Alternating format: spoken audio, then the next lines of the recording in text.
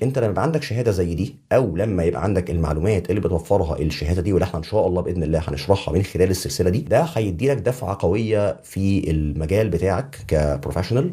هيدي لك اضافه ثريه جدا للسي في بتاعك وانت بتقدمه للشركه اللي طالبه اي دبليو اس بروفيشنال. طبعا خلينا نكون صراحه مع بعض، هي مش هتضمن لك شغل قوي، ولكن على الاقل هتضمن لك ان انت تدخل مجال الكلاود بشكل انت هتبقى مرتاح فيه. يعني زي ما قلنا يا جماعه، الشهاده دي انتري ليفل، مش بروفيشنال، مش سبيشالتي، ولكن هي تعتبر الانتري ليفل. يعني من خلالها ممكن تزود في معلوماتك، تزود في خبرتك، ولكن من غير الشهاده دي لو هتنط على شهاده اعلى منها هتلاقي الدنيا صعبه شويه.